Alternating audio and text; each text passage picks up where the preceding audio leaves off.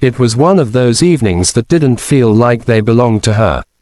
The kind where laughter sparkled in the air like champagne bubbles, where silk dresses brushed against marble floors, and golden chandeliers poured light on people who seemed carved from perfection.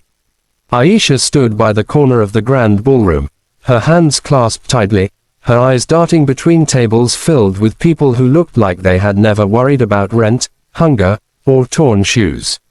She had come not as a guest, but as a catering assistant, a last-minute replacement for one of the waitresses who had fallen sick. Her job was simple: serve, smile, and stay invisible. But destiny had a strange sense of humor. When she returned from the kitchen, balancing a silver tray of wine glasses, her manager waved his hand, shouting orders. "Table 7 needs more drinks.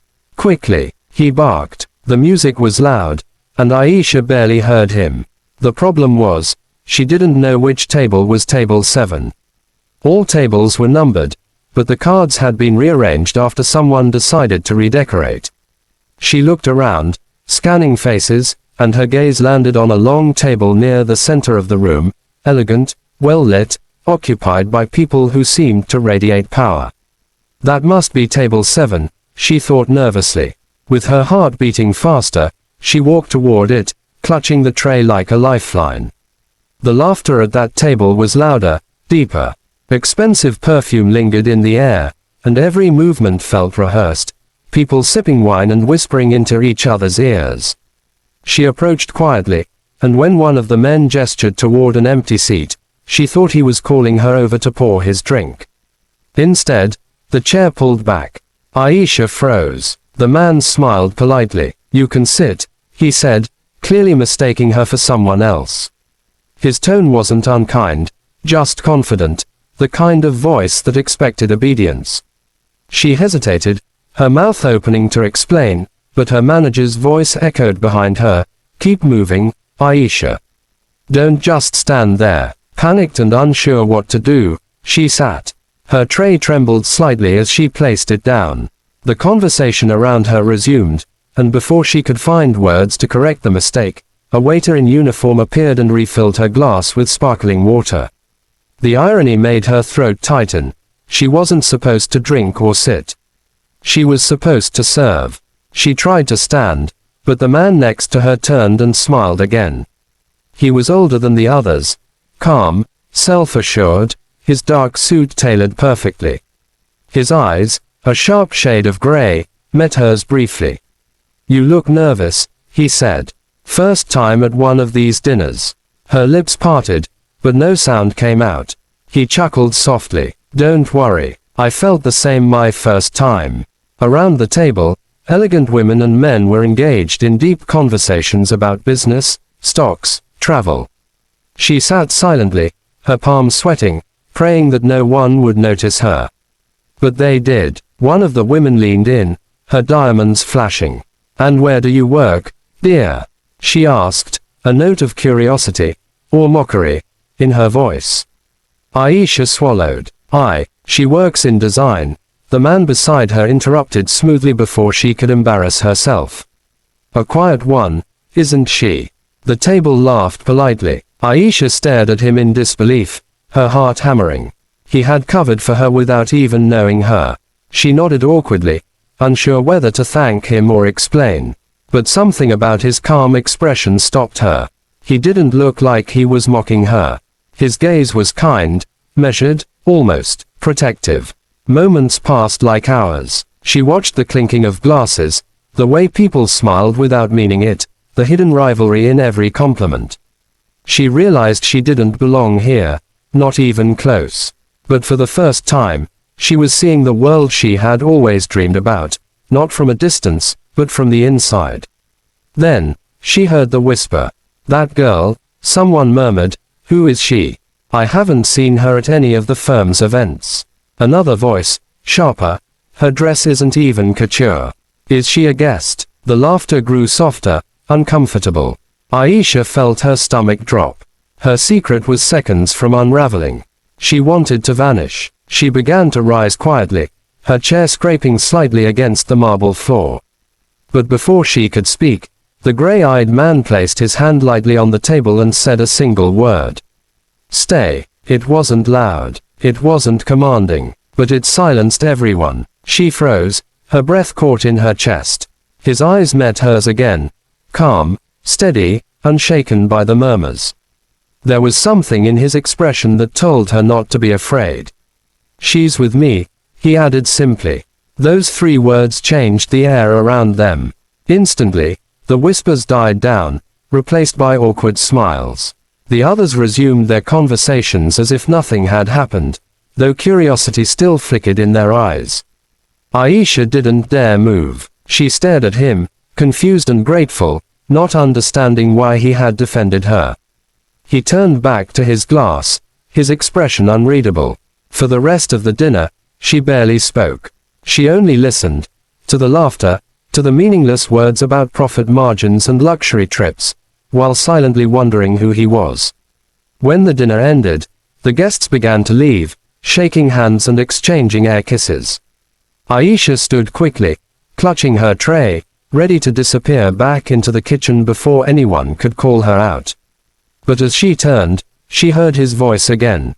Wait. She froze. He walked toward her slowly, the noise of the crowd fading behind them. Up close, he looked even more intimidating, tall, perfectly poised, his suit immaculately pressed. Yet his eyes were warm, almost curious. You don't work here as a guest, do you? He asked gently. Aisha's throat tightened. No, sir, I'm with the catering team. I sat there by mistake. I didn't mean. He held up a hand, stopping her apology. You handled yourself well, he said. Most people would have run. She looked down. I wanted to. He smiled faintly. Then why didn't you? I don't know, she whispered. Maybe because you told me to stay. For a moment, silence stretched between them. There was something in that silence, an understanding, quiet and unexpected.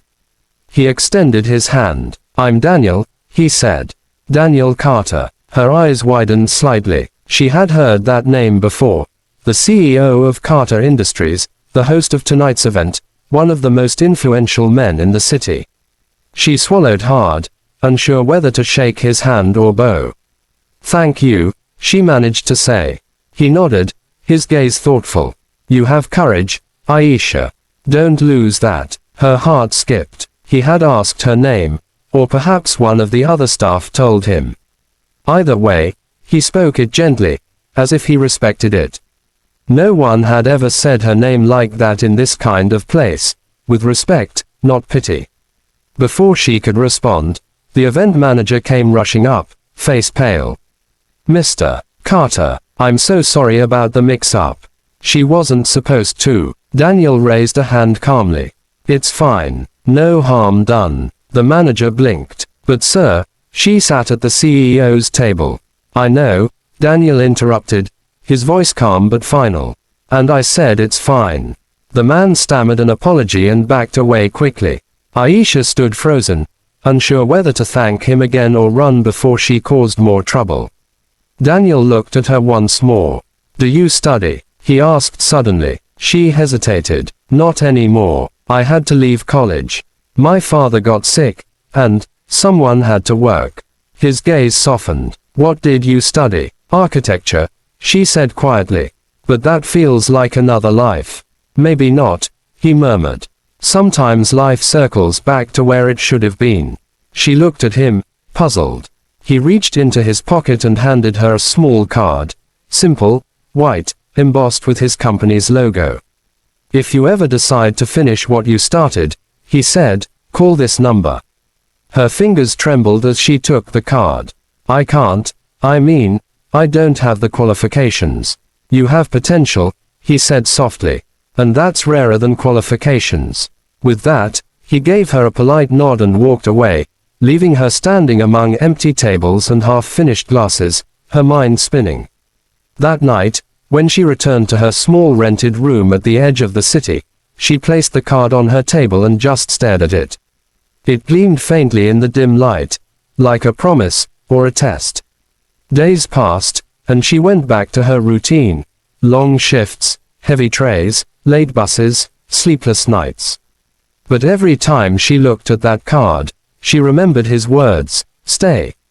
It wasn't just an instruction that night. It was a reminder to not run from the world that scared her, to not shrink from the place she thought she didn't belong. A week later, her father's condition worsened. She sold her phone to pay for his medicine, and the card nearly slipped from her hands while packing her things. She hesitated, her heart pounding. Maybe this was foolish, maybe he didn't mean it, but she had nothing left to lose. Borrowing a phone from a friend, she dialed the number. Carter Industries, a voice answered crisply. I was told to call this number. Mr. Daniel Carter gave me his card. There was a pause, then, one moment, please. Her pulse raced. Minutes later, she heard his voice. Calm, familiar. Aisha. She almost dropped the phone. Yes. I didn't think you'd remember me. I remember people who surprise me, he said simply. Are you ready to start again? I don't even know where to start, she whispered. Then come tomorrow, he said. I'll show you. That night, Aisha barely slept. She kept replaying the dinner in her mind. The laughter, the embarrassment, the word that changed everything. Stay. It wasn't just kindness. It was fate tapping her shoulder. The next morning, she stood outside the towering glass building of Carter Industries, her old shoes worn, her heart racing. The receptionist smiled when she gave her name and guided her upstairs. When the elevator doors opened, Daniel was waiting. Not as a stranger from a world she didn't belong to, but as someone who had seen something in her, something she was only beginning to see in herself. He smiled. Welcome, Aisha. Let's begin. And for the first time in years, she smiled back, feeling that maybe, just maybe, she had finally sat at the right table after all.